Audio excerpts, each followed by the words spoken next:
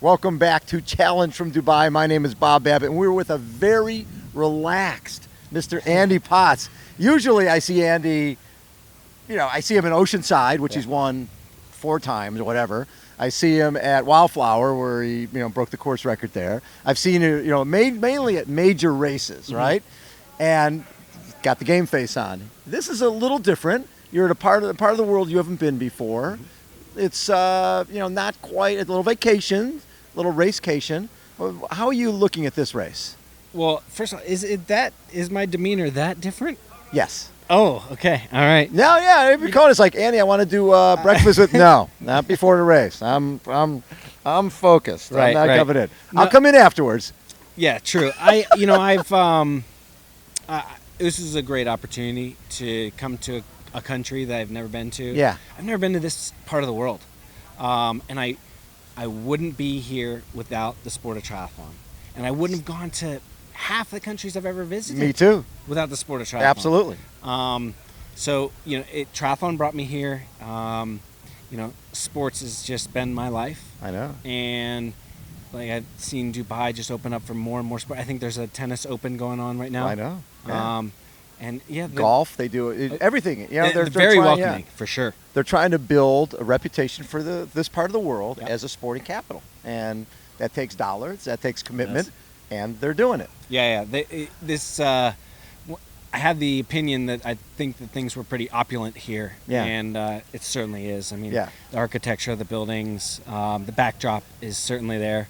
And then this particular race, the Challenge put together, they just, I don't know if I would say they recruited the athletes, but they certainly dangled a carrot out there for the athletes to say, hey, listen, we're providing an opportunity if you want to earn money. Right. And then there's the Triple Crown, $1 million bonus, which is straightforward, but I think there might be a series play in there as well with if you don't win, you can still win some money. Right. Well, and also what's that we were just talking to some of the other guys is even if you don't win the whole thing, if you take second in all 3 races, that's really good dollars for for a half distance race. No, it's totally legit money. Yeah. So I think that they're showing that it's not just dollars; it's the way people are treated too, and the community behind it, and so yeah. I think this is a $1,200 a night hotel. That's pretty sweet. Is it really? Yeah. That one is $5,000 a night. All right, I'm not staying there. No, unless somebody else is footing the bill. bill. We're at the Holiday Inn, so that's okay. Okay. So, Andy, after last year, I know I know you certainly wanted to win Ironman. Yeah. Right. But 4th place, and Americans getting 2nd and 4th. We haven't had an American win there since Tim DeBoom in 01 and 02. And to have 2 of you guys in the top 4 was great. Certainly was. I know you're the type, you look at things as everything's always, everything's always half full. Everything's great. Absolutely. And you had to come away from that with real optimism towards next year. Because a lot of us look at that race and go, it's hard for a big guy to win. It is. That race, right? But Jan Frodeno, you. Yeah. Jan's a rail, though. He's a rail, but he's still a big guy. Yeah, he's he's still tall. He's a big guy. Yeah. So, I thought this year was sort of interesting because big guys did well. Yeah.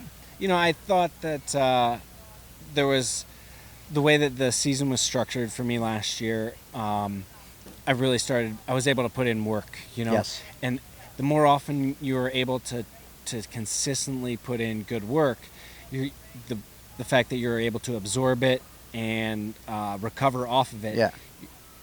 That was kind of the plan all year long, was build up and through October. Yeah. And I thought it worked really well. And in terms of coming into this race, it's been kind of a continuation, which it's exciting. And the sport has changed so much from a perspective of when you were doing ITU, there was a finite period of time where you were racing, right? Yep. And then when you get into this stuff, it used to be when Kona, season's pretty much over, right? Right. At Kona. Now, it's sort of a 12-month race season, and you decide what you're going to do, which is nice for a pro. For if you live in the southern hemisphere, northern hemisphere, doesn't matter where you live around the world, if you want to go to a big race, January through December, because of Challenge and Ironman and ITU, there's a big race every month. Yeah. So if you get hurt, and the mentality is, I'm hurt, I'm injured, my season's done. Right. Not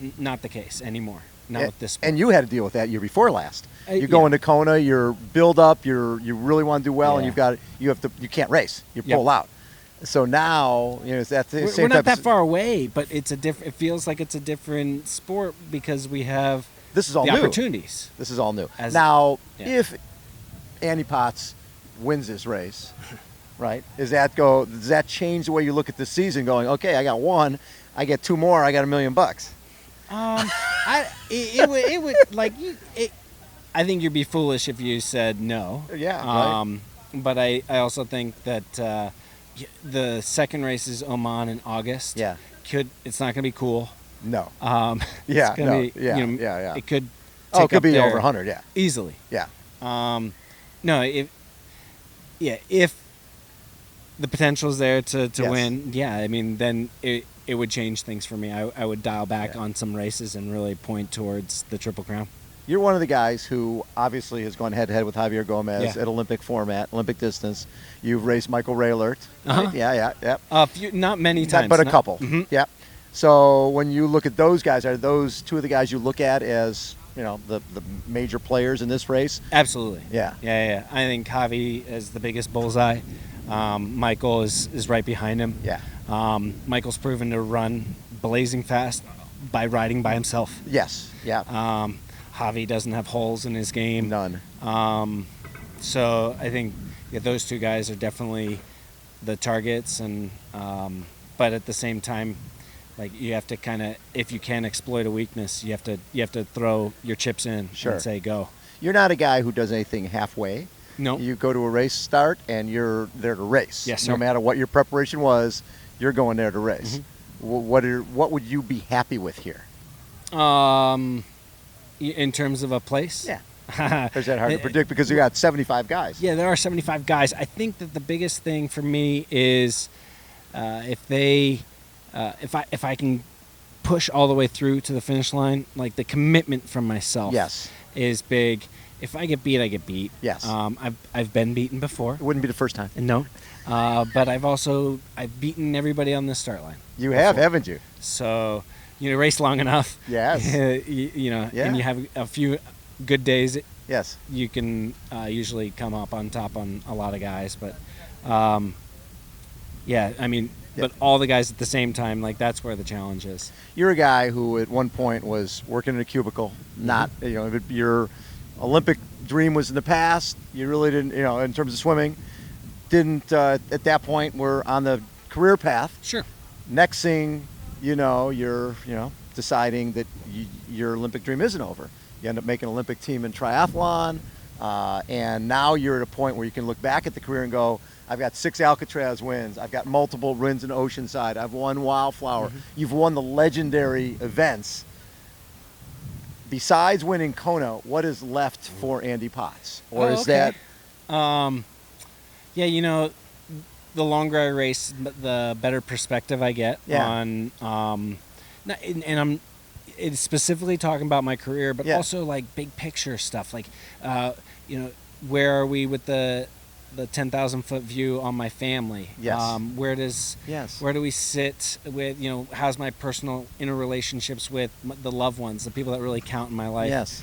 So what do I want more out of this sport? I don't know if I want anything more. I want a chance to do it longer. Exactly.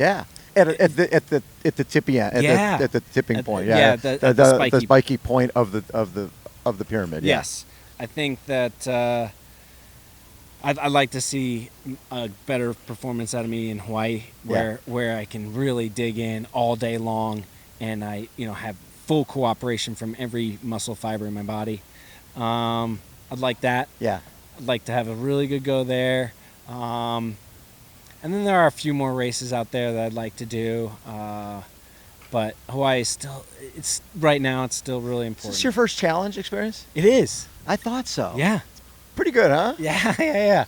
It seems to me like they just very nice people. Nice people rolled out the red carpet. Yes. But it's like they're treating the pros well, but they treat everybody the same. Yeah. Exactly. They value the relationship, and it's obvious as a competitor. Love it. Andy, always a pleasure. Thank you so much. This must be fun for you traveling with the wife, and just sort of like a little honeymoon. A little bit. I find out that I actually love my wife. That's sort of a nice thing to find out. Absolutely. Andy Potts has been our guest. Again, this is Challenge Dubai. My name is Bob Babbitt. Hold on. We'll be right back. Legend. Cool.